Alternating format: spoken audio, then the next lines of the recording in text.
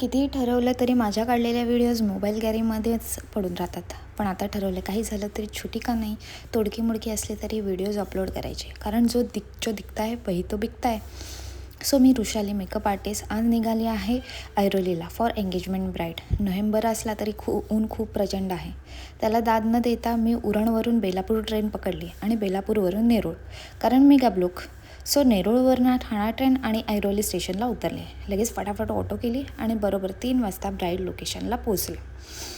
तिथे पोचले तर समजलं ब्राईड सोडा भरायला गेली आहे. सो 15 मिनिट मोबाईलवर टाईमपास केला. थोड्या वेळाने ब्राईड आली.